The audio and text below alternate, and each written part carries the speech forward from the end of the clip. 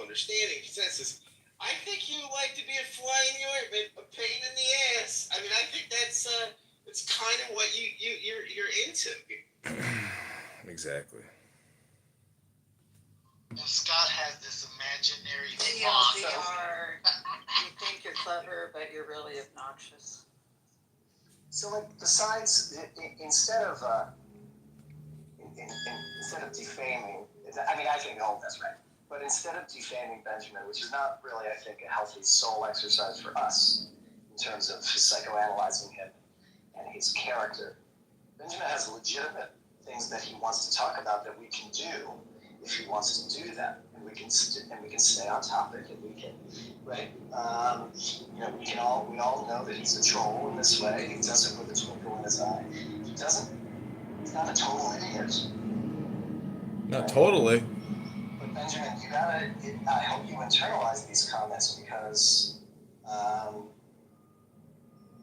it makes it unpleasant in the rooms, and I don't think anybody's here to feel unpleasant. Whoever would have thought that I would have said a thing like that? We are Jews, but You know, the fake rabbi makes me unpleasant. That's fair. That's a you problem. Defaming. No? It's always a you problem. Look, I feel, and we've discussed this before. This is a fake drama. He does the same thing. It's all fake, Hermes. This is all just people trying to play identity roles. It's like watching a play. Yeah. So why do you take it personally? TV series. I don't. In a situation that is outside. Yeah, but why do you dislike him then? Because he's just an actor. Let's say you don't know. Let's say you don't know what God expects. Why don't we interrogate that? In life, you're gonna like and dislike people. Let's think about it. Yeah, but that's not true because if you're enlightened, you no longer like or dislike. You just recognize it for what it is, and it doesn't emotionally make you feel a certain way. You just understand what it is, and there's no emotional attachment to this. No play in understanding the text. Oh, I agree. It's more of like They don't. you don't want to give. You can react to the text. You can respond to the text. I'm just saying the text can speak to us on its own terms. He pretends that he has authority and credibility because he has a shmita. But truth is, if you pick up a book, and you actually read it, you are now a subject matter expert. Broader culture in which it's situated, we can actually come to some understanding of what that command is about. I cannot believe they haven't kicked me. At least we would be accurate. Entire childhood, though. I'm not trying to rewrite. I'm not trying to rewrite your childhood. Opinion about me. I'm not trying to rewrite your childhood. I'm trying to deprogram it. Deprogram? There's a difference. God, this guy really believes he's something. This is a great trauma. Atheists are the most dramatic people. It's unbelievable. Bastards, right? Not taking place is partially a deterrent around sexual ethic, right? And it's partially about And it's funny. the product of illegitimate, at least in that thread of text. The product of illegitimate relationship being somebody who can be in leadership role, right? That's what it means. It doesn't just mean enter into the temple. It means take on leadership role as a priest or something like that, right? We can understand a culture who's very concerned with boundaries, very concerned with pure and impure, right? And very concerned with a particular kind of sexual ethic, would not want to allow somebody categorized like that into leadership role. Now, how is that played? So let's just stop there, right? That's a reasonable reading of the text. It has nothing to do with your emotions. It is a It reasonable. has nothing to do with my emotions. It has nothing to do with my emotions. It also has nothing to do with God. It has nothing to do with belief. It's just reading. Ooh. Correct. But Right. we keyed off this discussion about how things affect us, and Steve was very concerned about how he was affected. So I think it's a Well, you're moving the goalpost now. No, I'm sorry. I'm sorry to say. I think I'm moving. I'm sorry, Benjamin. You're evading that. Okay? Steve was expressing his emotions about what you said about him to him, which has nothing to do and is very different than about your feelings about a text that was thrown on your head and you were beaten with it. Those are two very different scenarios, and we're not going to allow you to move the needle here and to move the goalposts so that you can say, well, Steve was upset. How come I can't be upset? No one's saying that. Grow up.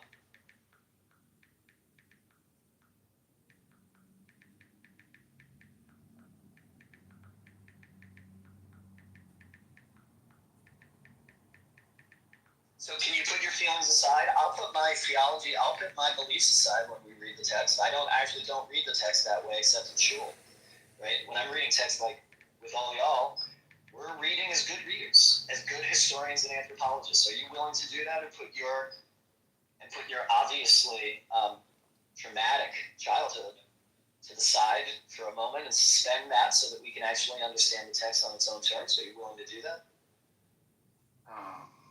Well, I don't know if that's what's on offer here, but that is exactly what is on offer. I'm offering it now, and I'm asking, will you take the offer? If you don't want to, say no, I don't want to, but don't lie about what I just said.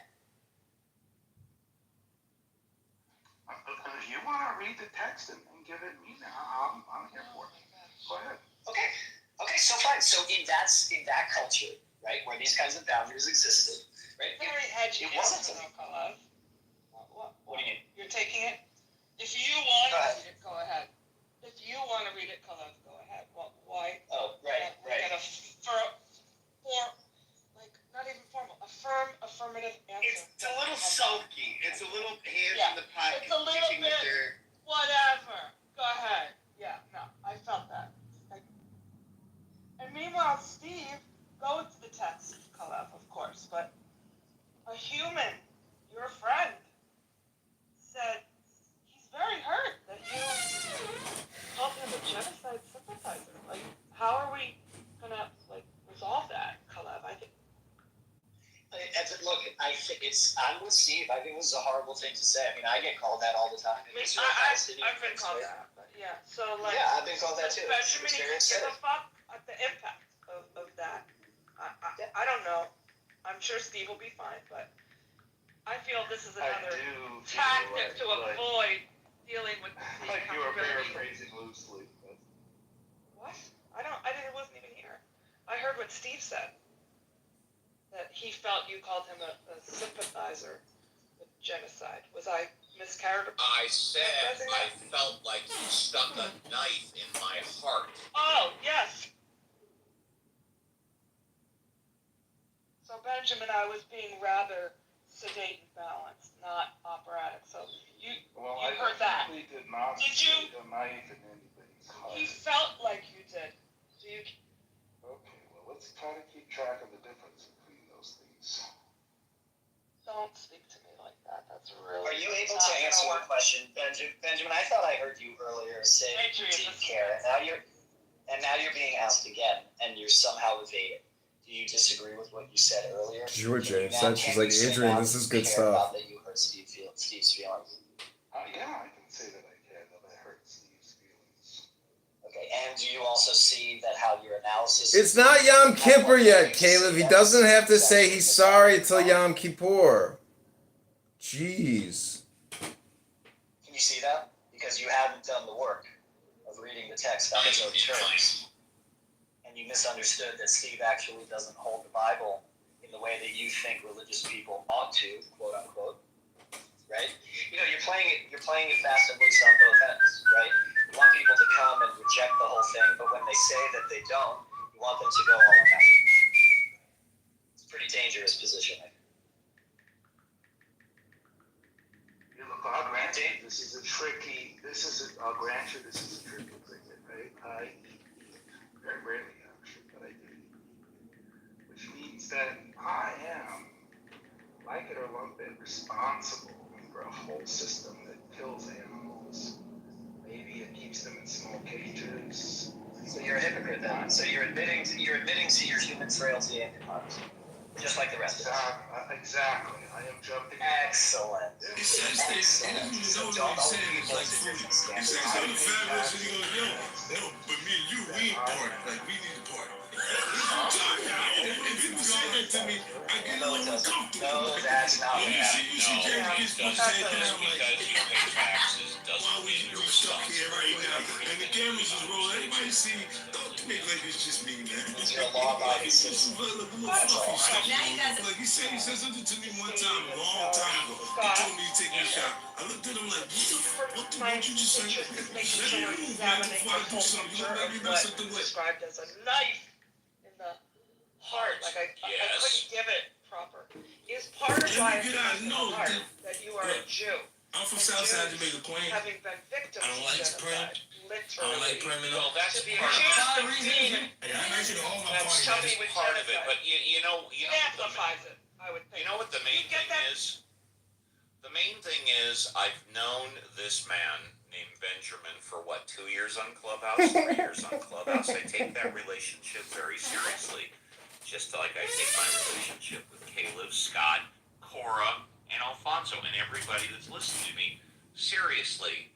And we've been dealing with this issue for a couple of shows now, and today was sort of the straw that broke the camel's back, or what it felt like to me, basically stabbing a knife in my heart, accusing me of, quote, cozying up to genocide, when I said multiple times yesterday and multiple times today that I do not subscribe to or support or embrace the killing of innocent babies, children, men, and women.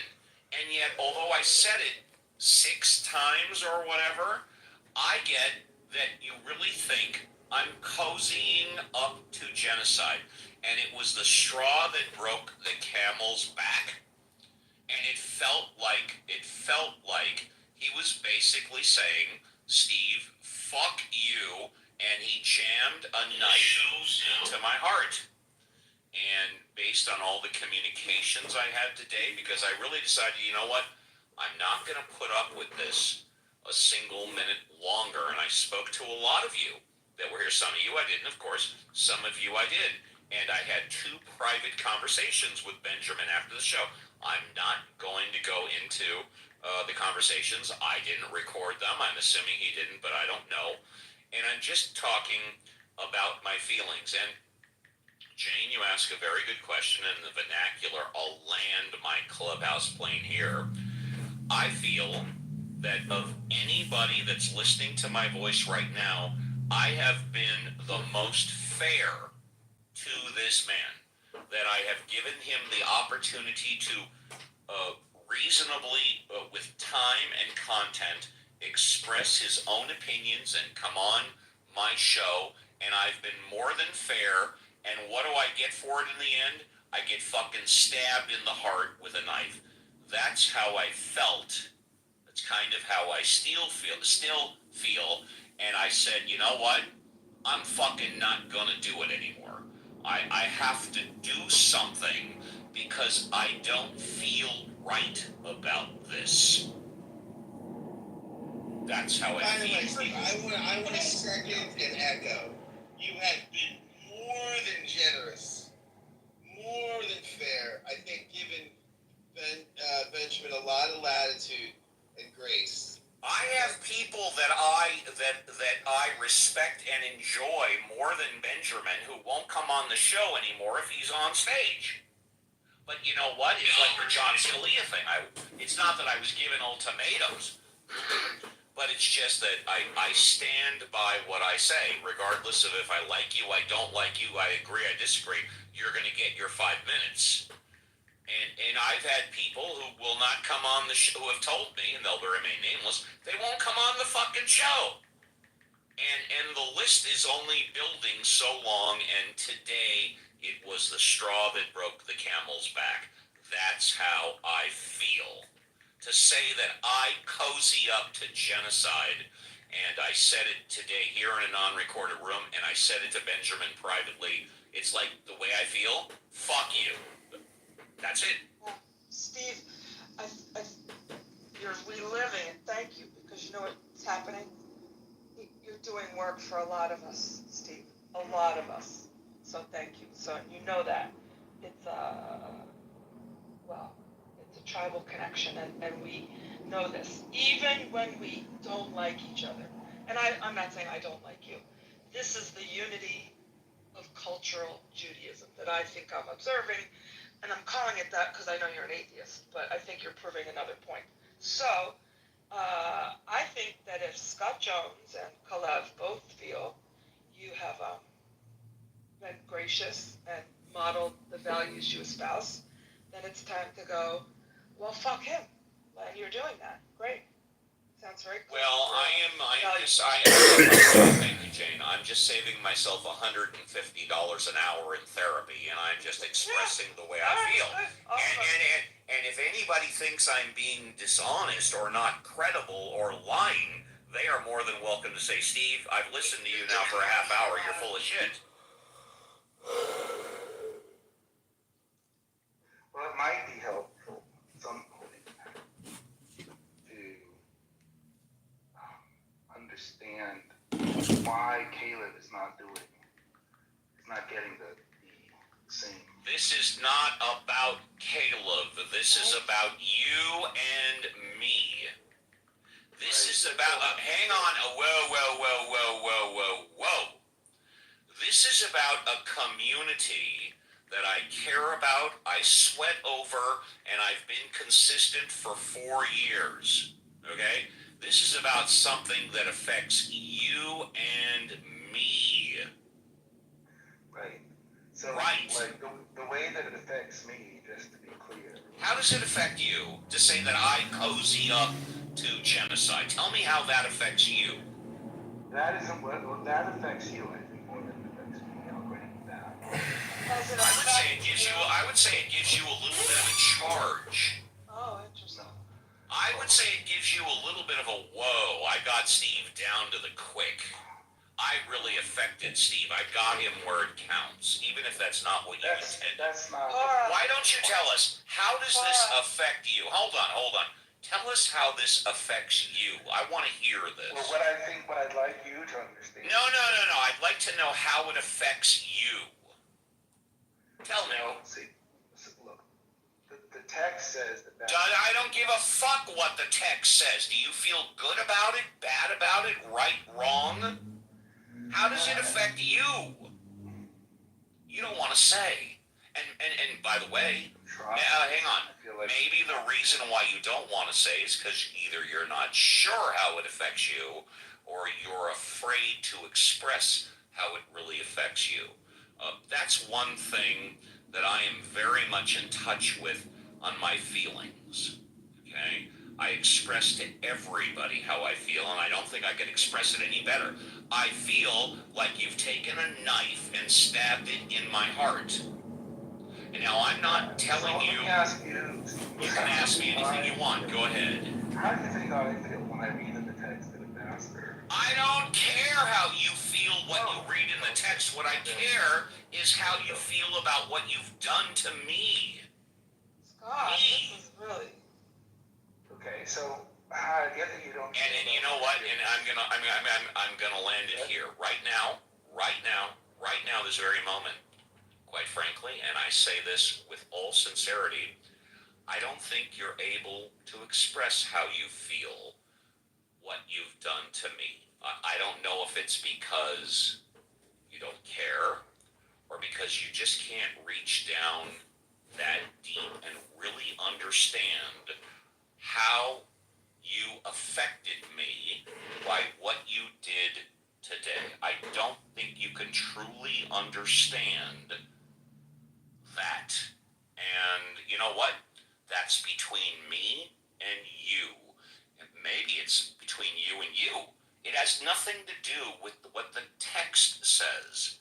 It has to do between Well, I you think and this me. conversation has everything to do with the text, but. I'll tell you this. If Alfonso came to me and said, Steve, what you did today really hurt me, you know what I would do? I would say, Alfonso, let's talk about it. That's the last thing in the world I intended. Let's talk about it and let's see if I can make it better. And I am terribly sorry. And believe me, Benjamin, I'm not looking for a fucking apology. I just want you to understand, which is probably impossible because everybody else understands. It's like you took a knife and you ripped out my guts. That's it. Okay, I hear your complaint, and I apologize for that, and I'm happy to discuss it with you. What I was hoping to discuss with you is this phrase that you say that religions provide a moral guide. That has entailments.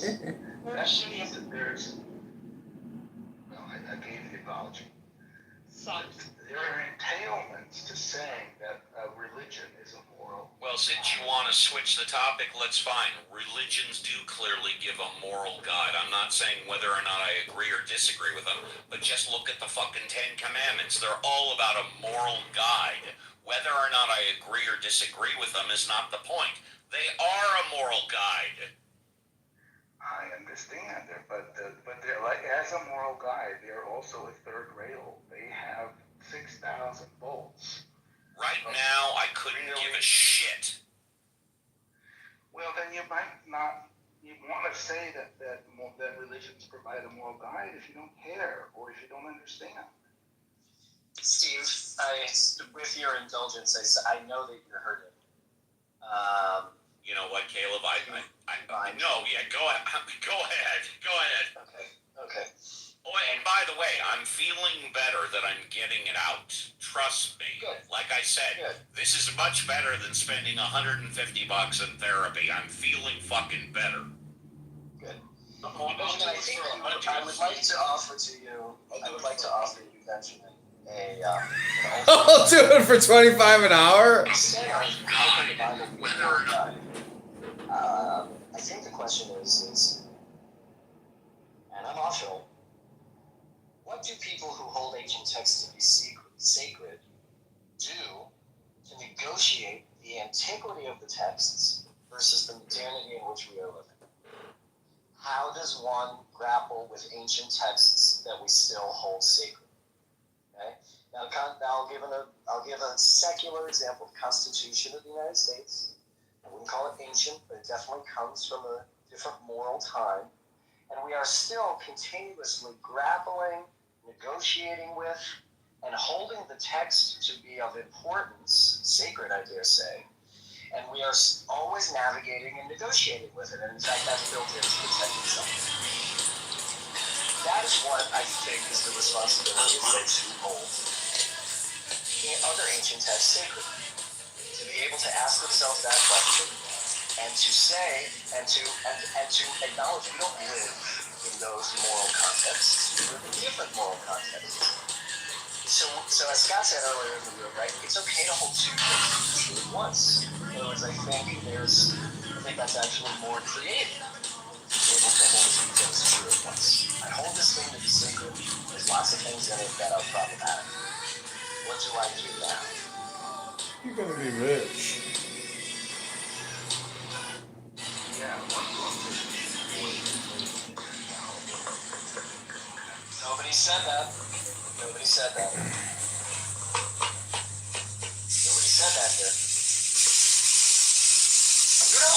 I'm gonna hold you to stay in this conversation and not a different conversation. Stay in this conversation. Yeah, I think this conversation all turns on the question of whether or not religion provides a moral code. And if the answer is yes, then we're going to have sparks. We're going to have tons of sparks in the friction. Okay, well then this particular thread of the conversation is over because you are in transit. That's fine. If it's just going to be sparks and you're going to say yes they do, no they don't, and back and forth, then this part of the conversation is over. Always make sure Anyone else have you any know topic? what's good, Alicia. No such thing as email assassination. Well, I say that as human beings, I believe we are struggling to do the right thing. And this struggle yields mistakes and imperfections, but many of us are doing it in our own way, whether it's through religion or like Steve, through moral principles and consistency. I'm starting to understand you, Steve. It's only been 3 years. Another 3 years, I think I'll have it down. Or with Alfonso, and the way, again, I've always found it very moving that he reaches out to people who are fleeing oppressive religious situations, or whether it's Caleb and his I'm going to say rabbiship or ministry, or Scott, and we're all trying to, but I think we're all trying to do the same thing in a sense, in that we're trying to do the right thing in our very imperfect and human way. And to borrow an expression, I think maybe from Islam, there are many roads to Mecca, and I do that, with a deliberate, slight sense of humor as a Jew.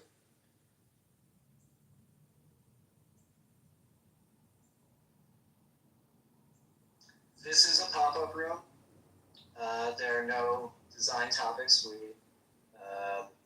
Our center of attention is left, so I think we can. Did he leave on his own? I'm hoping he wasn't kicked. Did he leave on his own? I did not kick him. I believe he left out. Okay. Oh no, was that Benjamin? Did you kick him out, Scott? No, Scott wouldn't waste his time. I won't do that. That is thing. I know. Was it Benjamin that left? Apparently, yeah. Oh no. They kicked me. They kicked me. I put a comment in the chat that I was going to come up and pontificate, and then they decided to kick me. That was awesome. Okay, I hope you enjoyed it, everybody. God bless. That's the Uncle Steve-O Show and Benjamin the Troll Show. God bless everybody. Health, wealth, love, peace of mind, happiness, and strength. Hit that like button, hit that share button, and subscribe. This is Adrian Dittman, a.k.a. Elon Musk.